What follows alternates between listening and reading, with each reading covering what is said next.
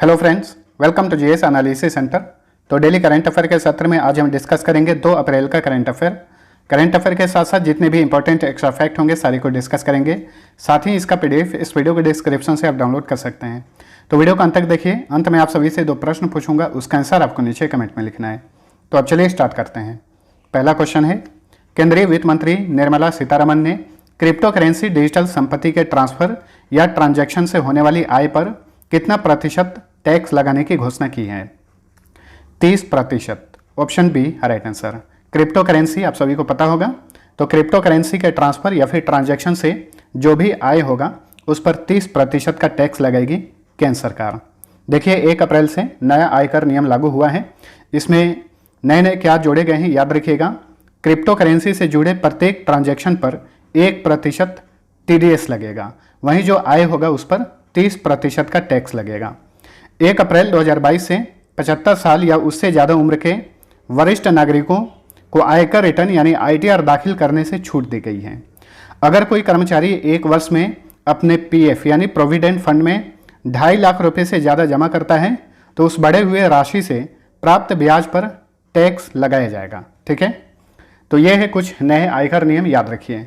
अगला क्वेश्चन है, 1 अप्रैल 2022 को किस राज्य ने 87वां स्थापना दिवस मनाया?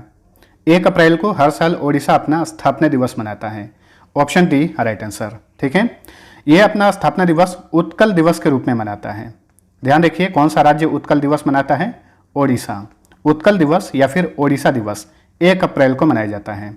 ओडिशा की स्थापना की गई थी राज्य के रूप में ब्रिटिश काल में 1936 में। तो 1 अप्रैल 2022 को इसने अपना 87वां स्थापना दिवस मनाया है। ओडिशा की बात करें तो देखिए, ओडिशा के प्रथम आदिवासी मुख्यमंत्री थे हेमानंद बिस्वाल। इनका हाल ही में निधन हो गया। मिशन इंद्रधनुष के तहत 90.5% कवरेज के साथ पूर्ण पोलियो टीकाकरण में ओडिशा को पहला स्थान मिला। 24 घंटे पीने का शुद्ध पेयजल उपलब्ध कराने के मामले में पुरी शहर, जो कि ओडिशा में है, ये पहले स्थान पर है। गंजम ओडिशा का पहला बाल विवाह मुक्त जिला बना है। सरकारी भूमि की सुरक्षा के लिए अंतरिक्ष प्रौद्योगिकी और आर्टिफिशियल इंटेलिजेंस का उपयोग करने वाला ये भारत का पहला राज्य है। 100% कोविड टीकाकरण करने वाला भारत का पहला शहर भुवनेश्वर है, जो कि ओडिशा की कैपिटल है। मिशन शक्ति नामक स्वयं सहायता समूहों के लिए विशेष विभाग स्थापित करने वाला ये देश का पहला राज्य है। गोप बंधु संपत्ति का स्वास्थ्य बीमा योजना शुरू की गई है।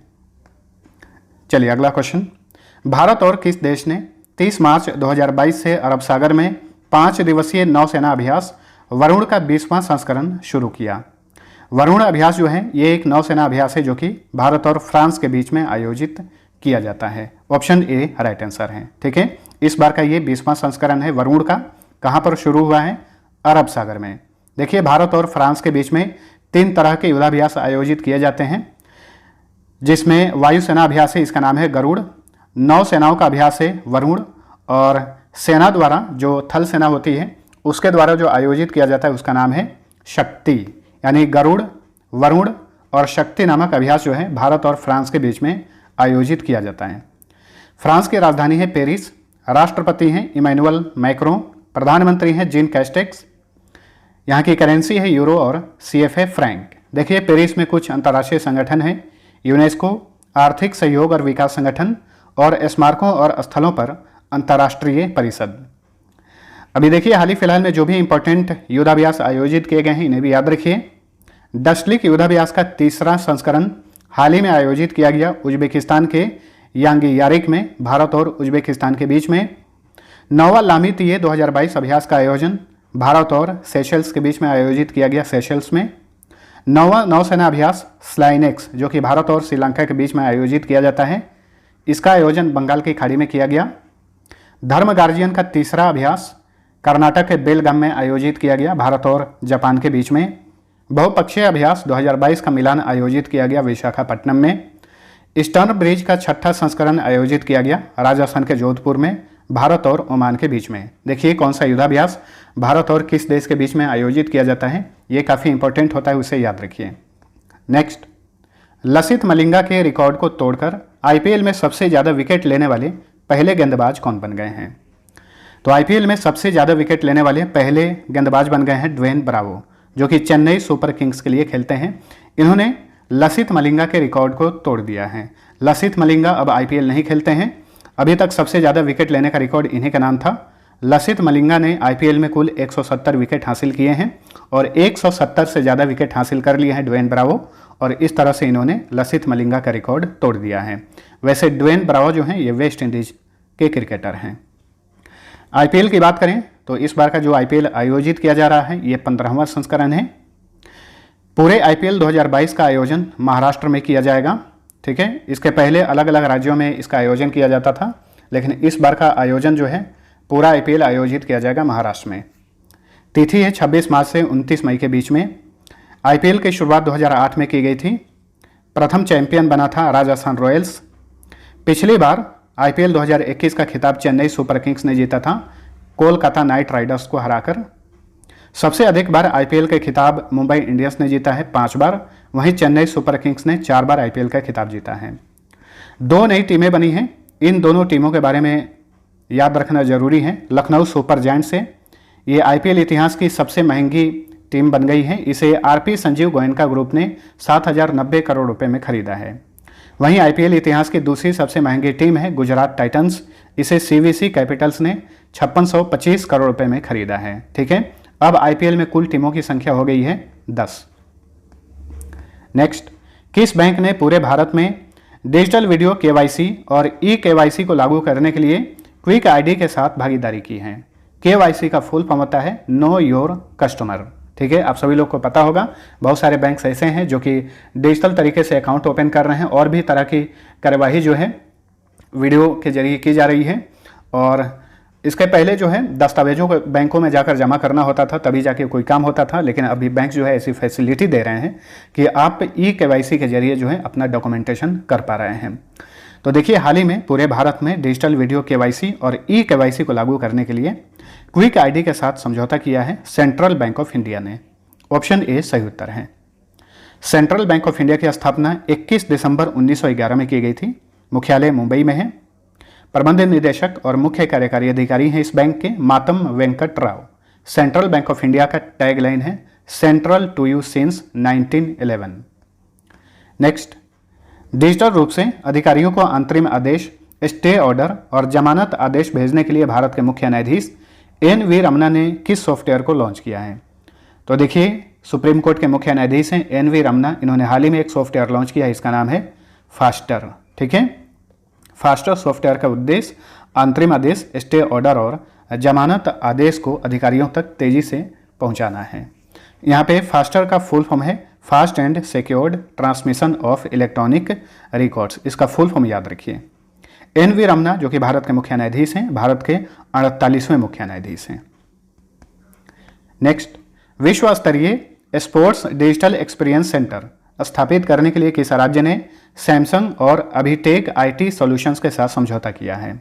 तो विश्व स्तरीय स्पोर्ट्स डिजिटल एक्सपीरियंस सेंटर स्थापित करने के लिए मणिपुर की सरकार ने सैमसंग और अभिटेक आईटी सॉल्यूशंस के साथ समझौता किया है। तो option C right answer.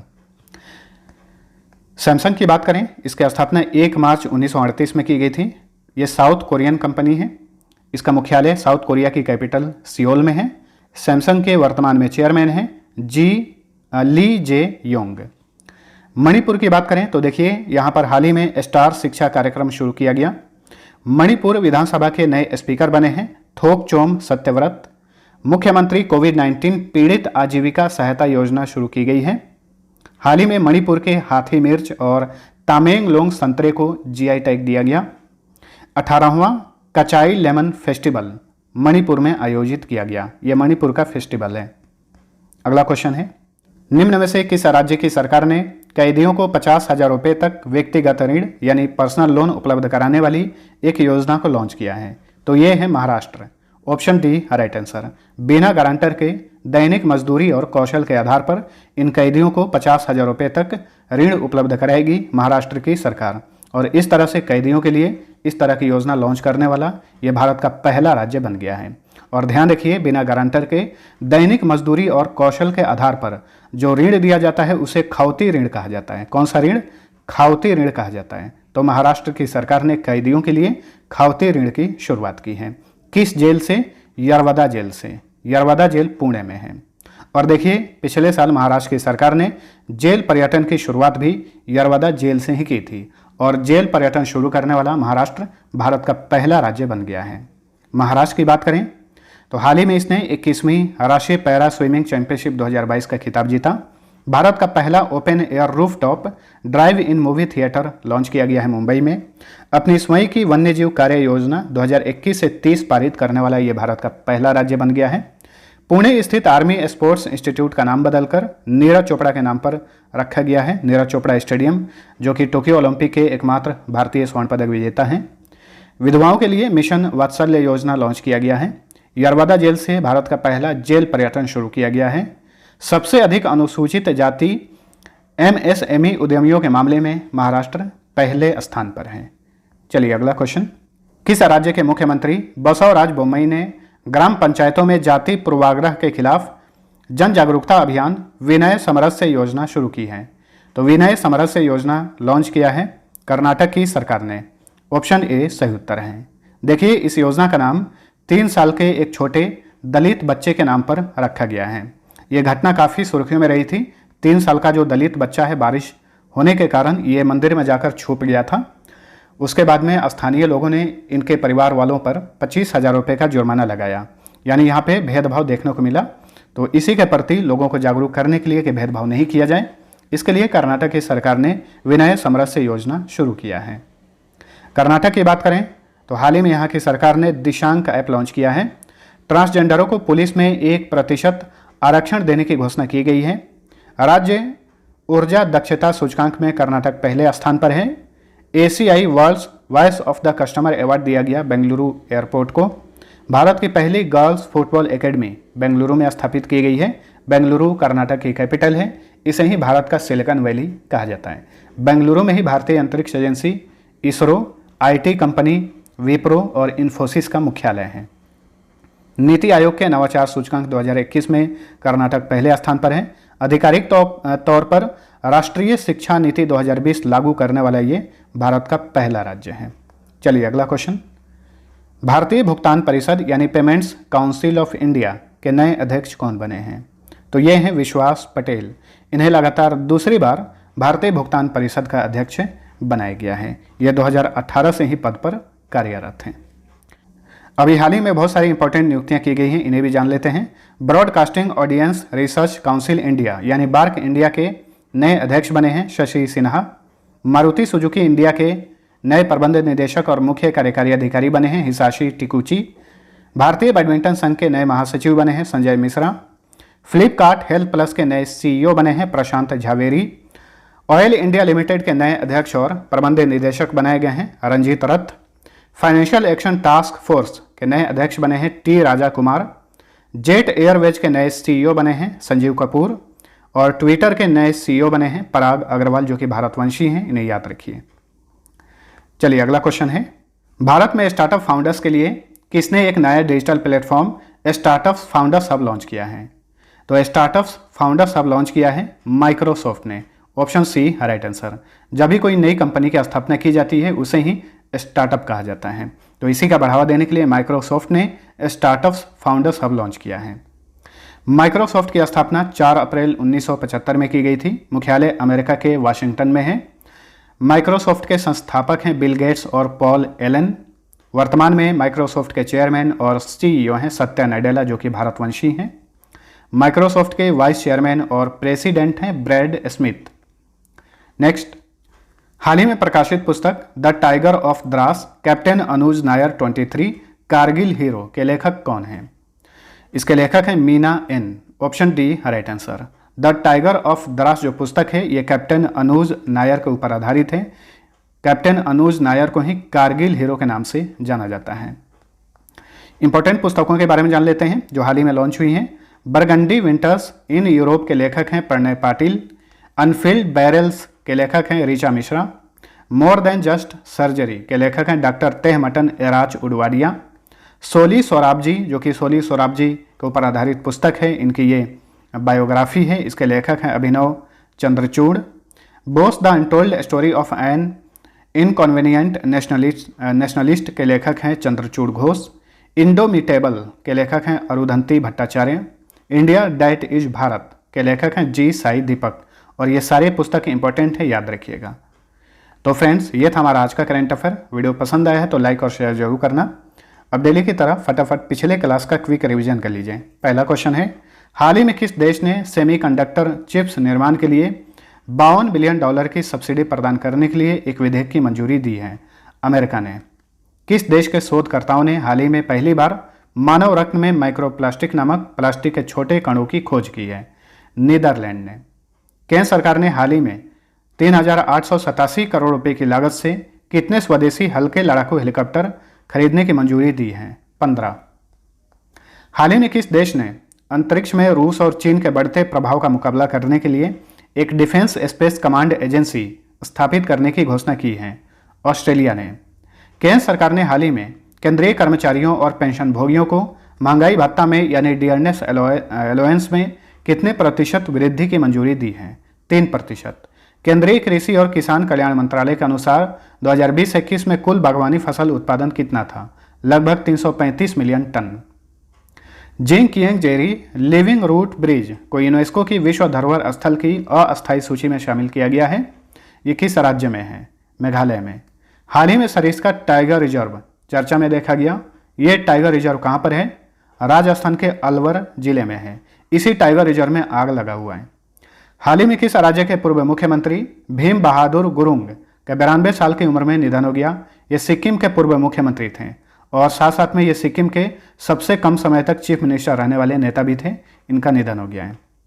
RBI के आंकड़ों के अनुसार दिसंबर 2021 तक भारत के 27 अनुसूचित वाणिज्यिक बैंकों और वित्तीय संस्थानों द्वारा कुल कितने करोड़ रुपए की धोखाधड़ी दर्ज की गई? 34,097 करोड़ रुपए। ट्रांसजेंडरों की दृश्यता का अंतर्राष्ट्रीय दिवस प्रत्येक वर्ष कब मनाया जाता है? 31 मार्च को। केंद्र सरकार ने देश के सूक्ष्म लघु और मध्यम उद्यमों के कामकाज में सहायता और सुधार के लिए विश्व बैंक के साथ कितने $मिलियन ऋण हेतु समझौता किया है? $500 मिलियन। 2022 का जल शक्ति अभियान कैच द रेन किसने लॉन्च किया है? राष्ट्रपति रामनाथ कोविंद ने इस अभियान को नई दिल्ली में लॉन्च किया है। डफ एंड फेल्प्स के अनुसार लगातार 5वीं बार भारत के सबसे मूल्यवान सेलिब्रिटी कौन बने हैं? विराट कोहली। वहीं भारत की सबसे मूल्यवान महिला सेलिब्रिटी बनी है आलिया भट्ट। संसद ने किस समुदाय को अनुसूचित जाति से निकालकर अनुसूचित जनजाति की श्रेणी में रखने वाले विधेयक को मंजूरी दी है? भोक्ता जनजाति, जो कि झारखंड में पाई जाती है। अब चलिए आज का पहला क्विज है। हाल ही में भारतीय रक्षा बलों द्वारा दक्षिण शक्ति नामक सैन्य अभ्यास कहां पर आयोजित किया गया? इसका सही उत्तर था ऑप्शन बी, राजस्थान के जैसलमेर में। दूसरा क्वेश्चन था, विश्व पर्यटन संगठन ने भारत के किस गांव को दुनिया के सर्वश्रेष्ठ पर्यटन गांवों में शामिल किया है? इसका सही उत्तर था पोचमपल्ली, जो कि तमिलनाडु का एक गांव है। अब चलिए आज का पहला क्वेश्चन है, भारत रत्न प्राप्त करने वाले प्रथम विदेशी कौन थे? दूसरा क्वेश्चन है, प्रत्येक वर्ष हिंदी दिवस कब मनाया जाता है? दोनों क्वेश्चन का आंसर नीचे कमेंट करके बताइए। मिलते हैं अगले वीडियो में, तब तक के लिए टेक केयर।